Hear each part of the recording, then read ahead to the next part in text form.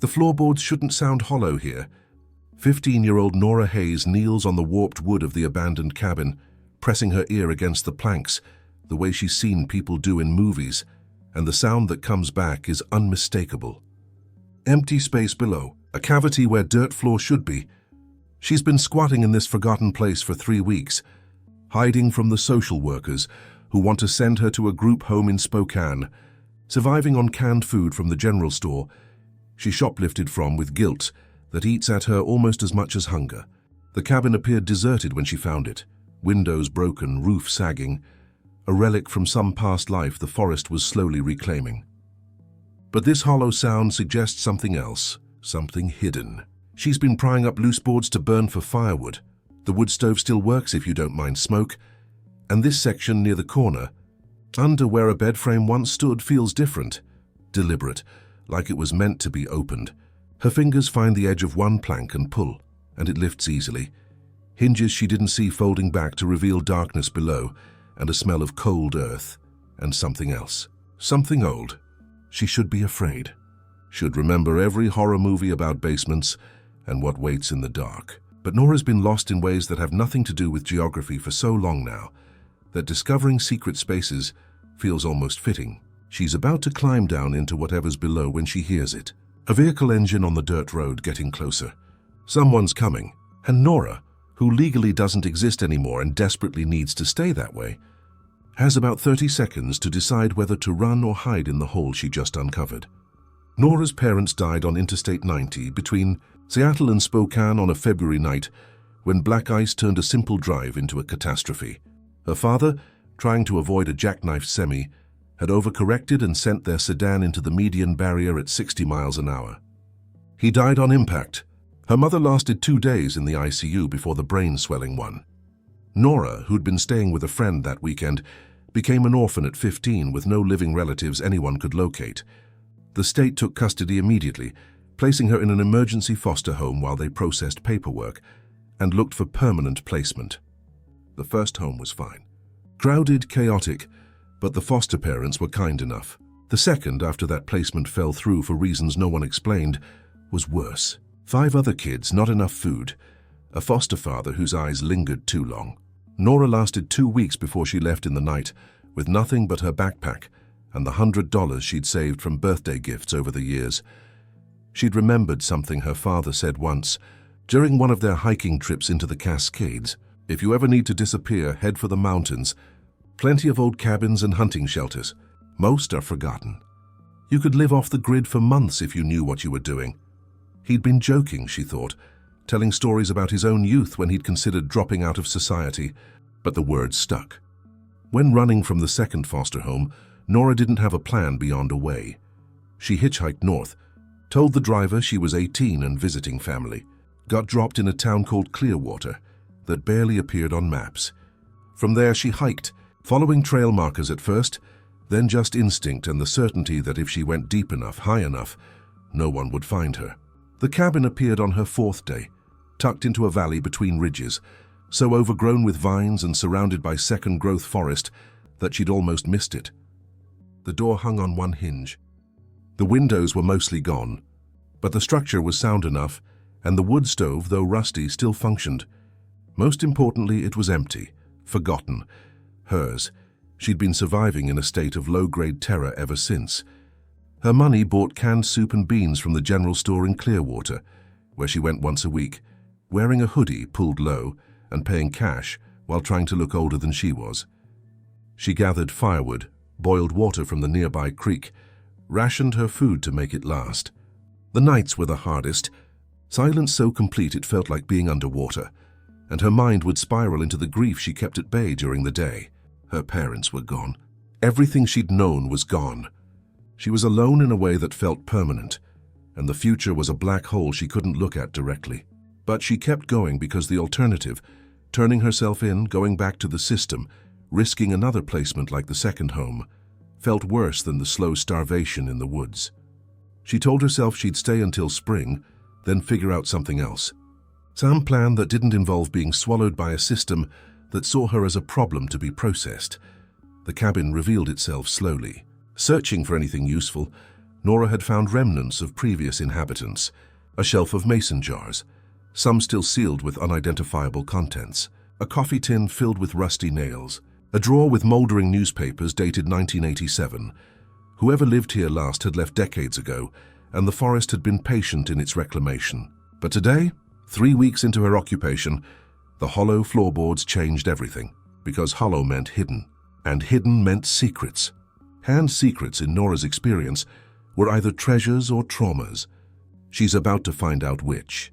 She drops through the opening as the vehicle sound gets louder, pulling the hinged boards down above her, and finds herself standing in darkness on a dirt floor about 6 feet below the cabin. The space is cold, musty, untouched. Her phone, battery at 12% and no signal for weeks, provides weak flashlight that reveals walls lined with shelves, some collapsed, others still standing.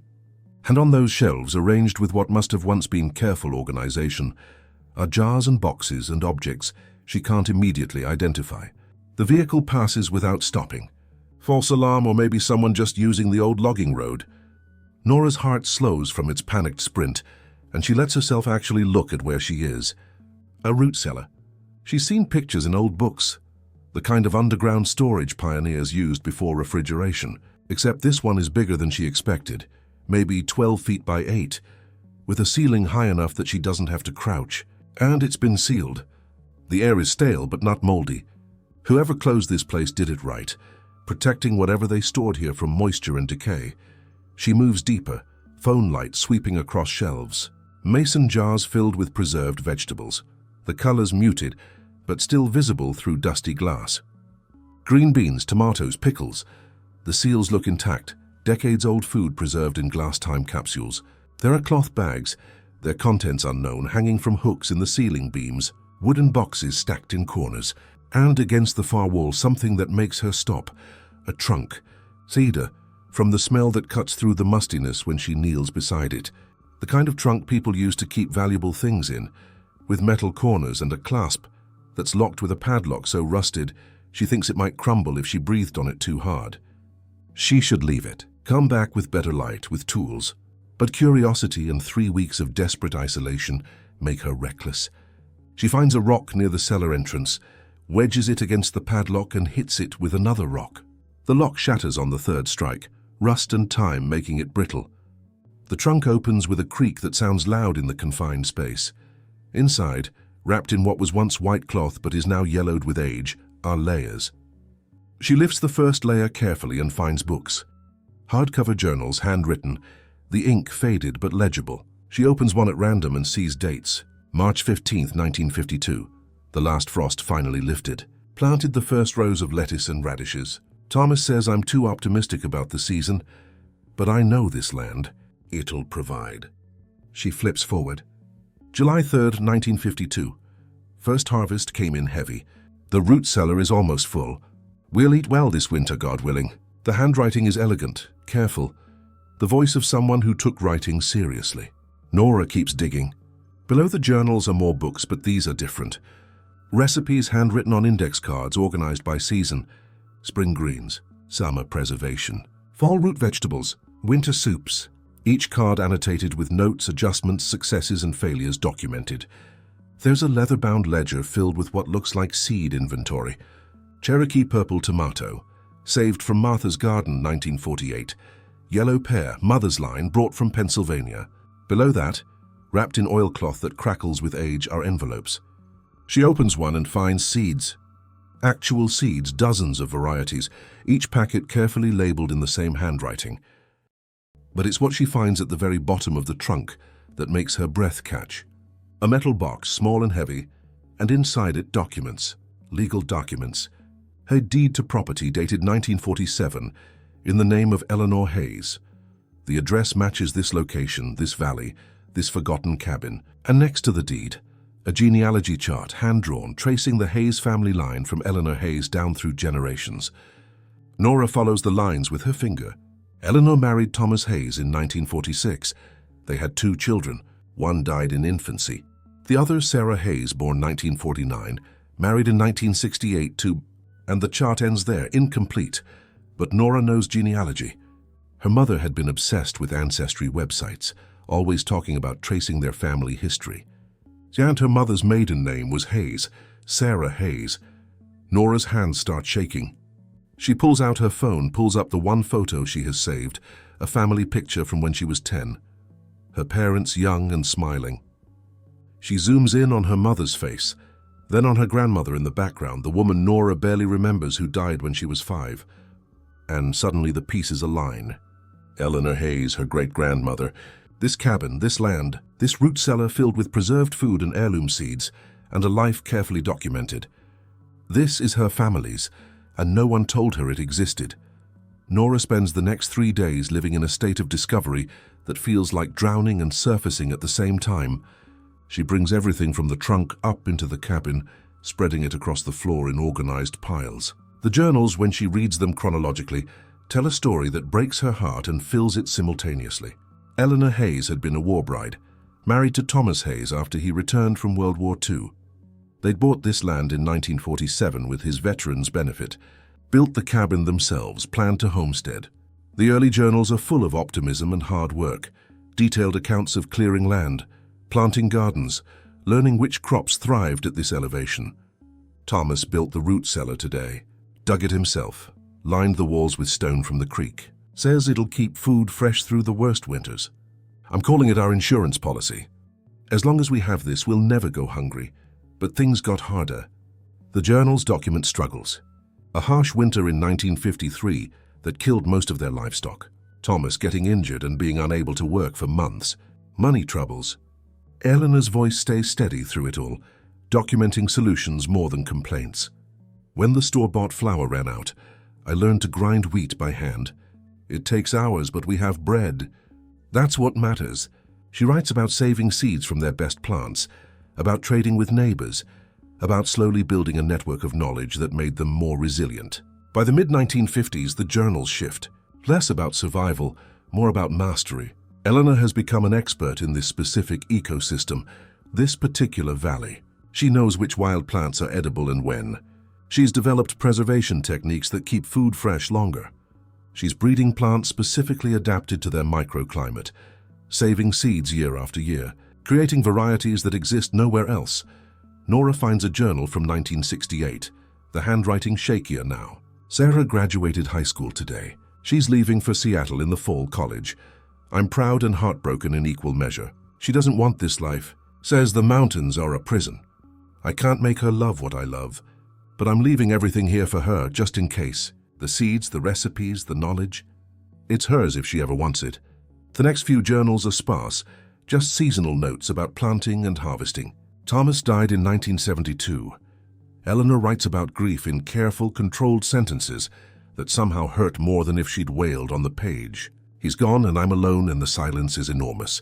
But the garden still needs tending. The food still needs preserving. Work continues. The last journal entry is from spring 1985. My hands don't work like they used to. Arthritis is winning. I'm sealing the root cellar today. Everything I've learned, everything we built, it's all there. For Sarah if she wants it. For whoever finds it if she doesn't. This land teaches. You just have to listen. And then nothing. The cabin abandoned, the cellar sealed, the knowledge buried. Nora pieces together what happened next from the documents. Eleanor died in 1987. Sarah, Nora's grandmother, inherited the land but never came back. She'd built a life in Seattle, raised Nora's mother there, wanted nothing to do with the mountains that she saw as backward and isolating. The property sat abandoned for decades, taxes unpaid, until it went into some kind of legal limbo. No one claimed it. No one wanted it. It just existed, forgotten. Until Nora, running from her own abandonment, stumbled into her great-grandmother's legacy without knowing that's what it was. The realization hits her with physical force. She's not trespassing. This land is hers by blood, by inheritance, by right. Eleanor left it for whoever in the family line would value it.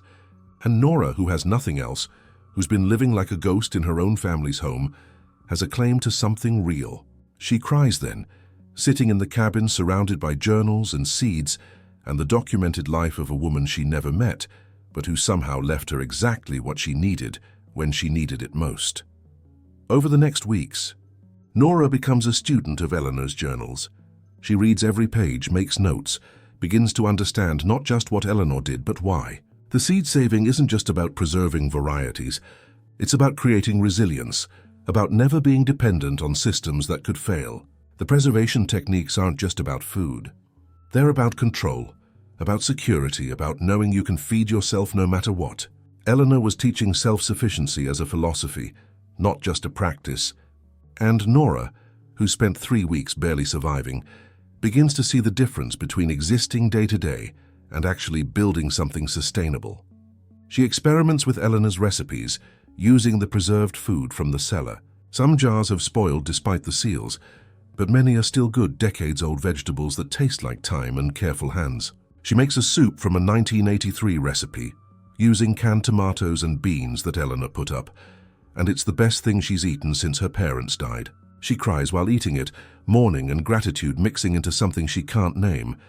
The seeds become her obsession. It's too late in the season to plant most of them, but she catalogues every variety, researching on her phone during the brief times she hikes close enough to town to catch weak signal. She learns that some of these varieties are considered extinct, lost to commercial agriculture. The Cherokee purple tomatoes Eleanor saved are now sold by seed companies for premium prices. The yellow pear tomatoes from her great-great-grandmother's line are documented on heritage seed websites as lost strain, pre-1950s origin unknown. Nora's sitting on genetic treasures, plant varieties that have been kept alive through Eleanor's careful stewardship, and that might be the only remaining examples. The value of this, both monetary and cultural, is staggering. But more than the potential worth, Nora feels the weight of responsibility.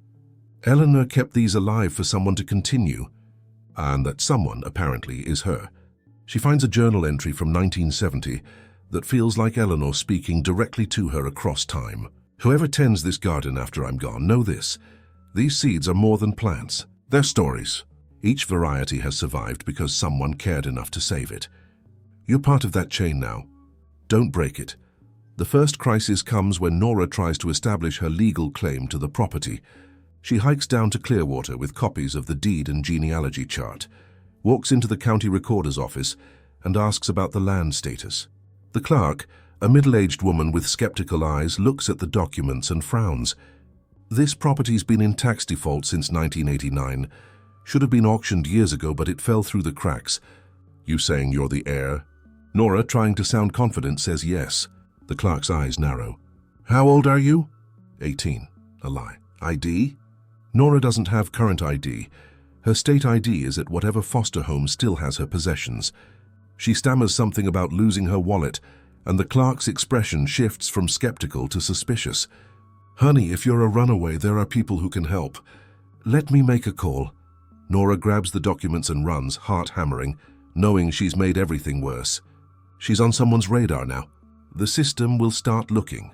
She makes it back to the cabin in record time, paranoia making her check over her shoulder constantly. That night she barely sleeps, imagining police or social workers finding the cabin, taking her back, losing this place before she's even had a chance to claim it properly. She needs help but has no one to ask. She's 15, legally a minor with no guardian and no way to prove her identity, without revealing she's a foster runaway. The legal claim that seemed so clear when she found the deed now feels impossible. The system doesn't care about blood or inheritance when you're underage and unaccompanied. They care about custody and care and all the things Nora's actively avoiding. She's trapped between her heritage and her age, and she doesn't know how to bridge that gap. The next morning, she makes a decision. She'll wait, stay hidden, survive until she's 18, then claim the property officially. 3 years. She can do 3 years, maybe. The second crisis is practical.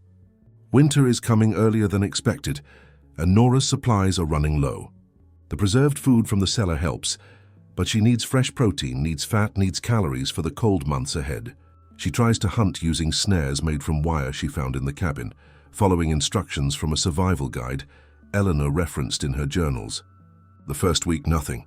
The second week, she catches a squirrel, barely enough meat for one meal.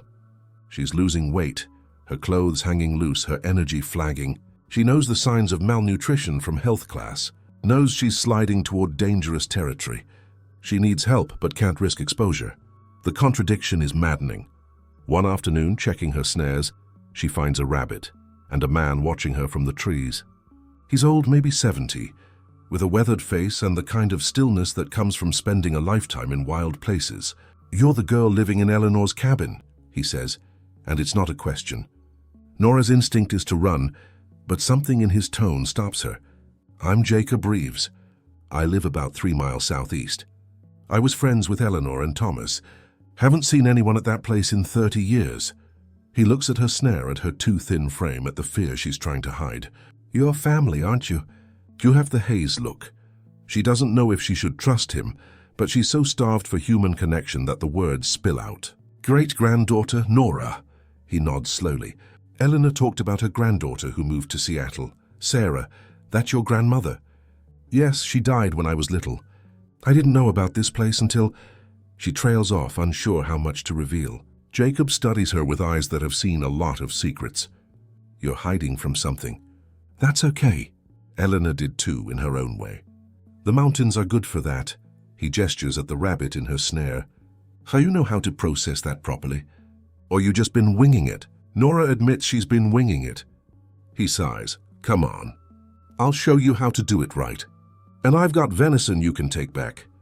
You need meat on your bones if you're planning to winter up here." As they walk to his cabin, Nora feels the first easing of the crushing isolation she's carried for weeks. Maybe she's not completely alone after all. Jacob becomes her lifeline. He doesn't ask questions she can't answer, doesn't pry into why a teenage girl is living alone in the woods. He just helps, shows her how to properly butcher game, how to smoke meat for preservation, how to fish the creek in ways Eleanor's journals described but didn't detail.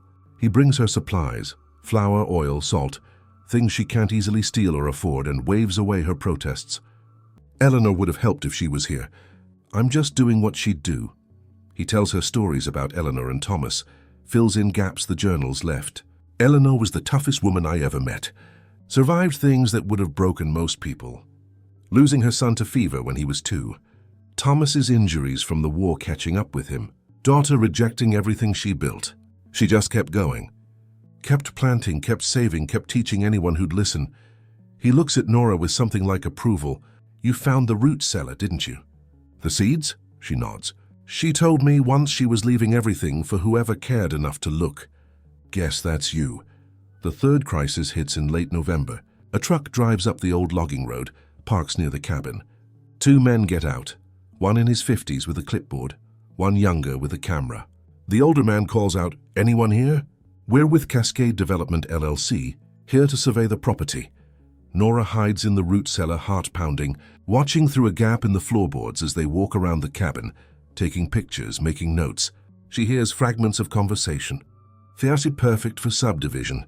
Road access is minimal but manageable. Clear the timber, you could get 8 lots easy." They're planning to develop the land, to destroy it. The younger one says, "Thought this was in tax default?" The older replies, "We cleared the liens last month. Should be ours free and clear once the waiting period's up." No heirs came forward. Nora stays hidden until they leave, then surfaces shaking with rage and fear. Someone's trying to take Eleanor's land, her land, and she has no legal standing to stop them.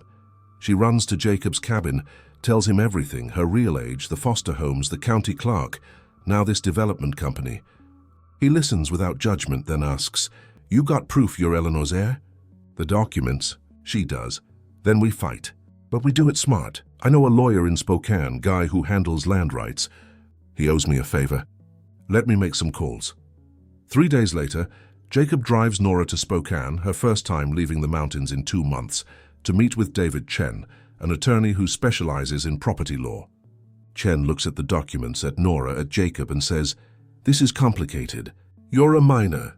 You're technically a runaway, but you have legitimate claim to this property through inheritance. The development company bought the tax lien assuming no heirs existed, but they exist. You exist.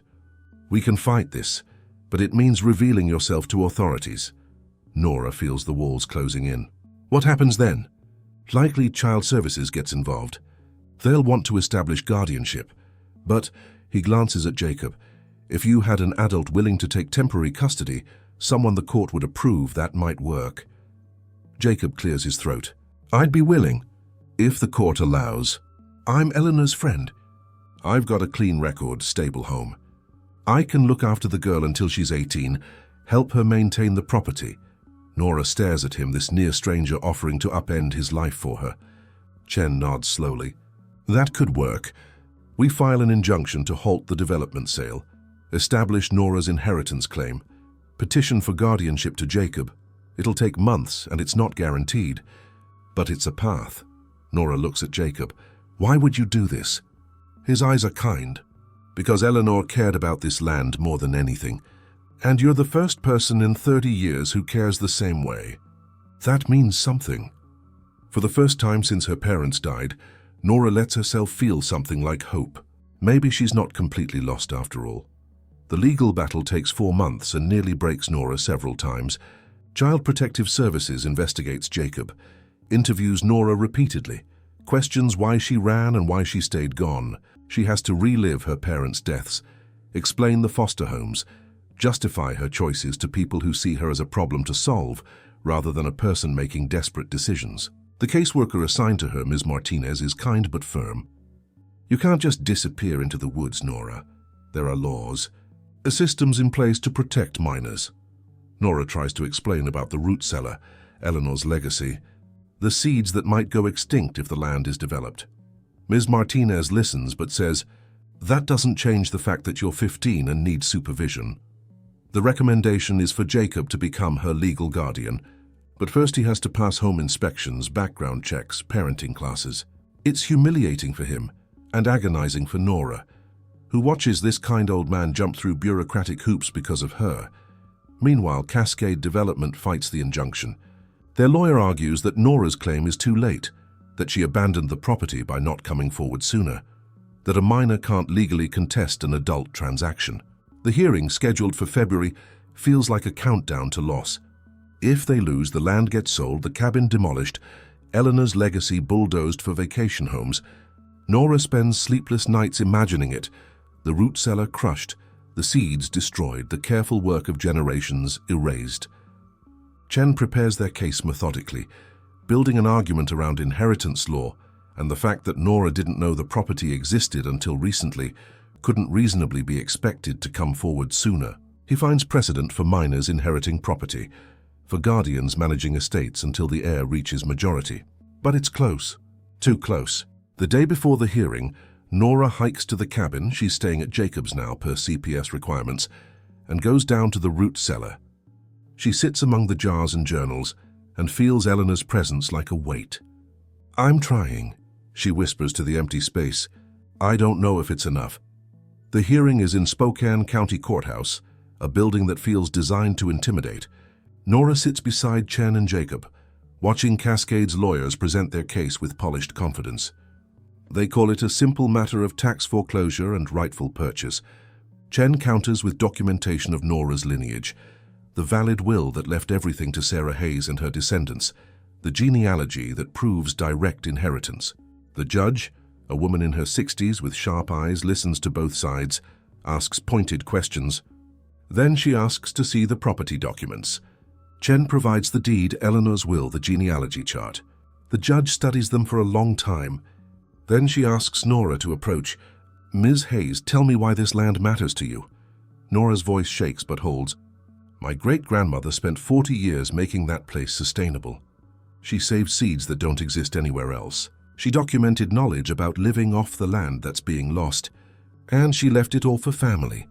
I'm the only family left. If the land gets developed, all that work, all that knowledge, it disappears. I can't let that happen. The judge regards her steadily. You understand that owning land means responsibility. Taxes, maintenance, legal obligations. Yes, ma'am. Jacob's teaching me. I'm willing to work. I just need the chance. The judge is quiet for a moment, then looks at Cascade's lawyer. Your client bought a tax lien on property with a documented heir. The fact that the heir was a minor and unaware of her inheritance doesn't negate her claim. I'm ruling in favor of Ms. Hayes. The sale is voided. The property returns to the Hayes estate with Nora Hayes as beneficiary under guardianship of Jacob Reeves until she reaches majority. The gavel comes down and Nora can't breathe. She won. The land is hers. Eleanor's legacy is safe. She looks at Jacob and sees tears in his eyes. Chen is smiling. Even Ms. Martinez, who'd been skeptical, looks pleased. Cascade's lawyer starts to protest, but the judge cuts him off. This case is closed, and just like that, Nora goes from lost runaway to legal landowner, from orphan to heir, from having nothing to having exactly what she needs. The transition to living with Jacob is strange but good. His cabin is warm, organized, the home of someone who's lived alone long enough to develop specific routines. He gives Nora space to grieve, to adjust, to process everything that's happened. She finishes her sophomore year through online school, studying at Jacob's kitchen table while he works on wood carving projects or maintains his own small homestead. He doesn't try to replace her parents, doesn't pretend this is normal.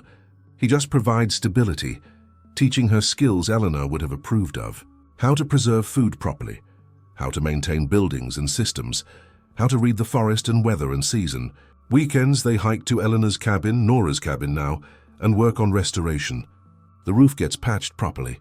The windows get replaced. The wood stove gets a new pipe that draws cleanly. Slowly, over months, the cabin transforms from abandoned relic to functioning homestead. In April, Nora plants her first garden using Eleanor's seeds. She follows the journals precisely, planting the Cherokee purple tomatoes and yellow pear, the October beans and hickory king corn. Jacob helps, but it's Nora's hands in the soil, Nora's choices about spacing and timing. The first seeds germinate a week later, tiny green shoots that make her cry because they're Eleanor's varieties, kept alive across decades, now growing for a new generation. She documents everything in a new journal, continuing the record Eleanor started. April 15, 2024. Planted the Cherokee purple seeds from Eleanor's 1983 save. They sprouted April 22nd, growing strong. She adds notes about what works and what doesn't. Observations about this specific land, building on knowledge rather than starting from nothing.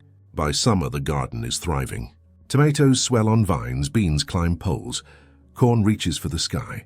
Nora harvests with reverence, saves seeds with care, begins the cycle Eleanor started 70 years ago. Jacob introduces her to other people in the mountain community, the scattered homesteaders and off-grid folks who live within a 20-mile radius. They're wary at first. Outsiders aren't always welcome, but when they learn she's Eleanor's heir, attitudes shift. "Your great-grandmother helped my mother survive the winter of '72, one woman says. Gave us seeds and showed us how to can properly. We wouldn't have made it without her knowledge." Another man, ancient and weathered, says, "Eleanor was the keeper. That's what we called her. Keeper of the old ways." Good to know someone's taking up that work. Nora realizes Eleanor wasn't just a hermit. She was a teacher, a resource, someone the community relied on. And now apparently Nora's inheriting that role too. People start coming to her with questions about seed saving, about preservation, about the techniques Eleanor documented.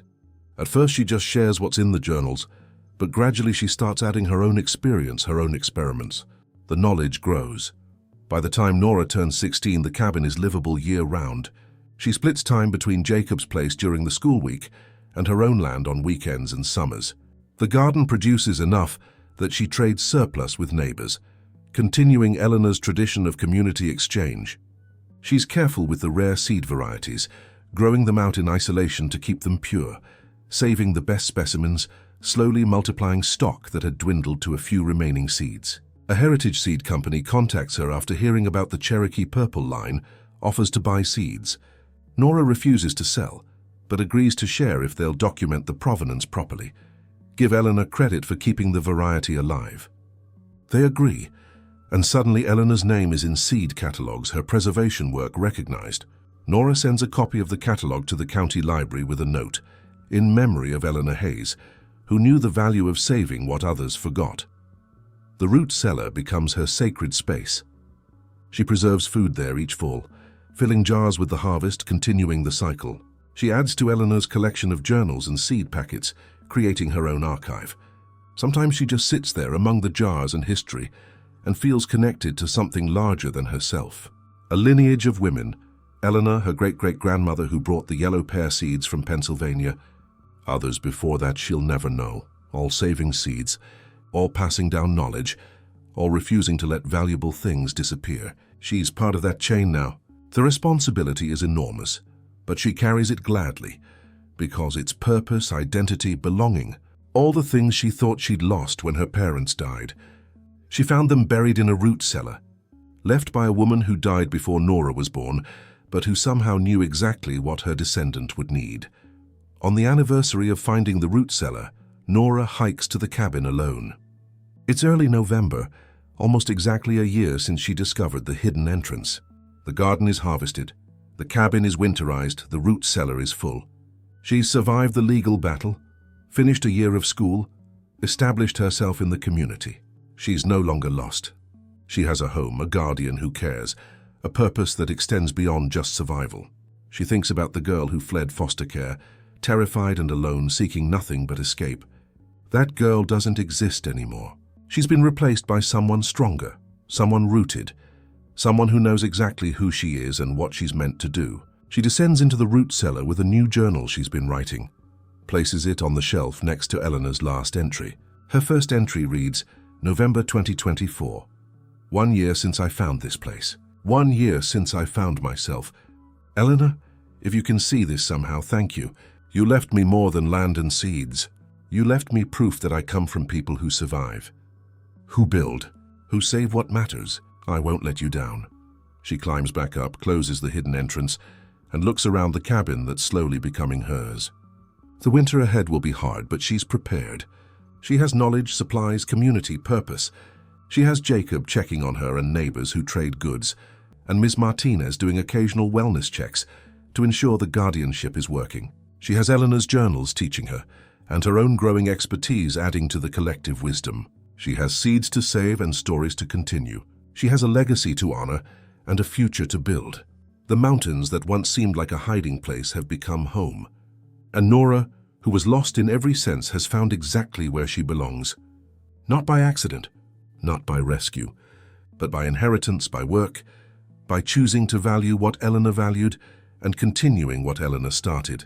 The root cellar held more than preserved food and heirloom seeds. It held identity. It held purpose. It held the answer to a question Nora didn't know she was asking. Who am I when everything's been taken away? And the answer, buried in the dark beneath a forgotten cabin, was this. You're part of something larger. You're a link in a chain. You're Eleanor's heir. You're exactly where you're supposed to be. If this story moved you, if Nora's discovery of her roots resonated, hit that like button right now. Subscribe to this channel and turn on the notification bell so you never miss stories about inheritance, legacy, and discovering who you are through where you came from. Drop a comment and tell me, what did you inherit from your family that changed your life? Was it physical, land, objects, heirlooms? Or was it knowledge, skills, values passed down through generations? And what are you doing to honor that inheritance? Share this video with someone who's searching for where they belong, who needs to know that sometimes what we're looking for has been waiting for us all along, buried beneath the surface, left by people who loved us before we were born. Thank you for listening. I'll see you in the next one.